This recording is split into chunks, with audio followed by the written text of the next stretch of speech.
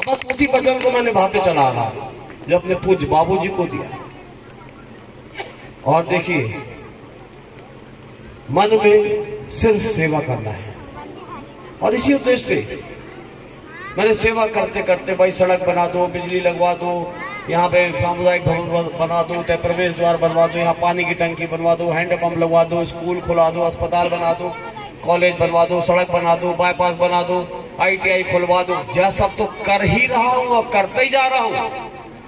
लड़का बच्चा पैदा होते रहेंगे, नई बहू आती रहेंगे, एक ठे कोठा और बनाने की जरूरत पड़ेगी। पड़ती है कि नहीं? आज जितना परिवार है, जब तुम्हारे लड़का बड़े होंगे, 4 ठे लड़का, 3 ठे लड़का है, 2 ठे बहू जब नई आ जाएंगी तो उनके लाने एक ठे कोठा चाहिए कि नहीं चाहिए? जब लड़का उनके लड़का होंगे तो आंगनबाड़ी भी छोटी पड़ेगी, तो नई आंगनबाड़ी चाहिए। ये तो जीवन भर चलेगा। घर बढ़ेगा, गांव बढ़ेगा, शहर बढ़ेगा, सड़क और बनानी पड़ेगी, स्कूल खोलना पड़ेंगे। ये जीवन भर चलने वाली प्रक्रिया है। लेकिन जब मैं गांव जाता था और कहीं भागवत में लोग बुलाते थे कि हमारे पूज्य बाबूजी, हमारी अम्मा 4 धाम यात्रा करके लौटे हैं, तीर्थ कर आए हैं, और तीर्थ का जब पुण्य होता है तभी मिलता है जब भागवत की कथा सुना दी जाए। तो बाबूजी और अम्मा भागवत कथा सुन रहे हैं, उनका पुत्र पूरे गांव को निमंत्रण दिया है कि आबा हो, हमारे बाबूजी तीर्थ करके लौटे हैं, चला सब कोई कथा सुना। मुख्य बात भंडारा प्रसाद।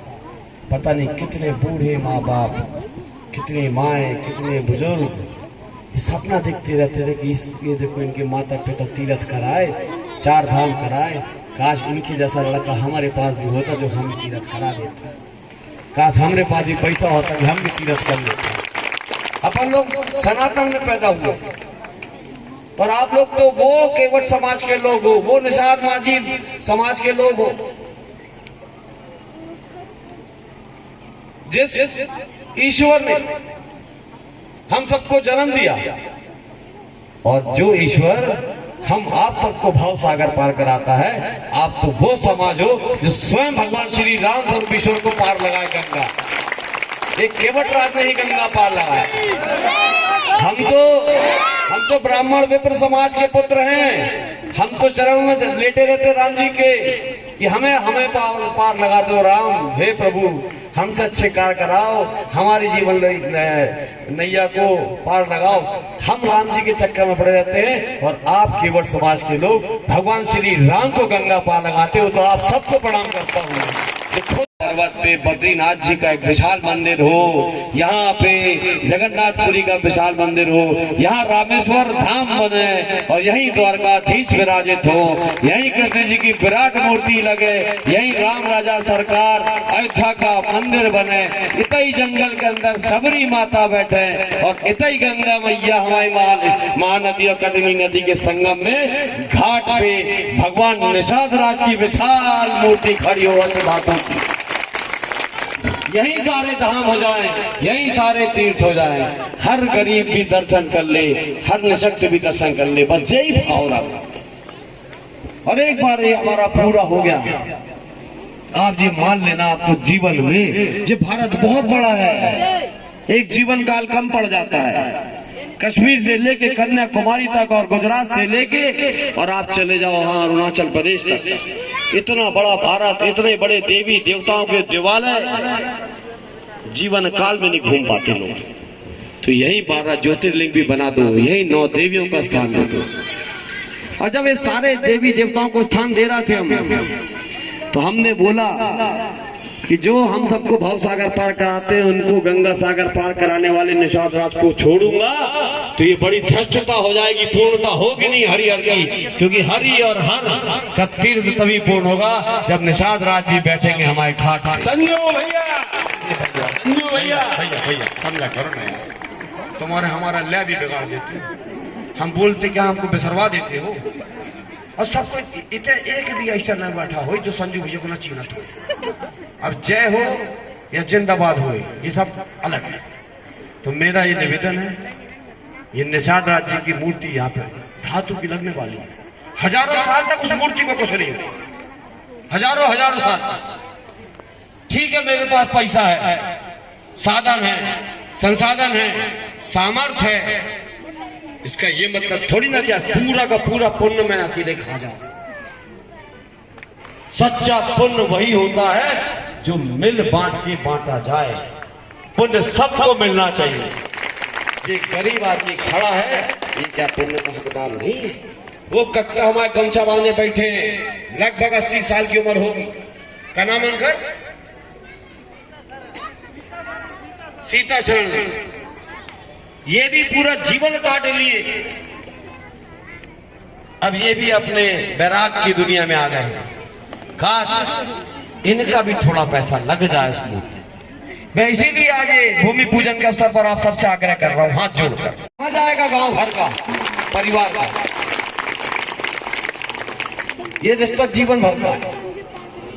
राजनीति, नेतागिरी सब गई एक किनारे। मन में भाव होना चाहिए सेवा का, मन में भाव होना चाहिए गरीब की मदद का, मन में भाव होना चाहिए बिटिया, गरीब की बिटिया का विवाह में मदद करने का, मन में भाव होना चाहिए लोगों के दुख दर्द दूर करने का, मरीज के इलाज करने का, कमजोर शिक्षित बालक का जो पढ़ने में होशियार है लेकिन अर्थ के धन में कमजोर, तो उसको ले जाके पढ़ाओ। बस इसी संकल्प के साथ सेवा करना। बाकी राजनीति में मेरा कोई व्यक्तिगत और कोई लाभ हानि उद्देश्य कुछ नहीं है। राजनीति में सिर्फ समाज सेवा के लिए, मानव सेवा के लिए, जीव सेवा के लिए करता। जहां एक तरफ गांव वाले बोलते हैं भैया हैंडपंप में पानी छोड़ दिया है, कुइयां सूख गई है, तलवा सुखा गए हैं, नदियां में पानी नहीं बचो।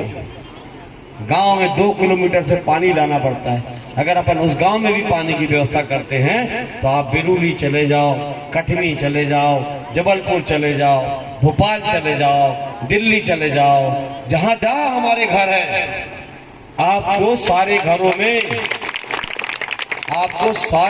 में चिड़िया, कौओं और पक्षियों के लिए पानी रखने की जगह मिलेगी। छत पे, बगीचे पे मैं जगह जगह पीने का पानी पक्षियों को भी लिए रखवाता हूँ कि पक्षी भी प्यासा ना रहे। अगर हम मनुष्यों की सेवा कर रहे हैं तो वो भी तो जीव है, उसकी भी सेवा करता हूँ। तो मैं तो सेवा करने के लिए जन्म लिया है। अच्छा एक बात ईमानदारी से बताओ, इतने को ऐसा है बनाई जो मोही न चीनत हो, हमारे पिताजी को न जानत हो। सब जानते हैं, बाबूजी को जानते हैं, मोही जानते हैं। गाड़ी घोड़ा हेलीकॉप्टर कहाँ नहीं है हमारे पास। आज अगर हम राजनीति छोड़ के घर बैठ जाएं तो संसार के सारे सुख हैं कि नहीं? लेकिन जिस गरीब के कपड़ों में मट्टी सनी हो, टूटी ही चप्पल तांत से बांध के, रस्सी से बांध के, मैंने लगा के पहना, उसको मैं गले लगाता हूं। एक मां के आंसू पोंछने का काम करता हूं, गरीब की बेटी के विवाह का काम करता हूं। ये करना है मेरे को जीवन में। बाबूजी हमारे ये बोल गए, ये बैठे हैं बाबूजी के साथ के सागले, ये जितने सब बाबूजी के साथ के बुजुर्ग लोग बैठे, हमारे पिताजी के साथ काम किए बैठे, तो एक कहीं था मैं तुम्हारे यहाँ, एक क्या रवि क्या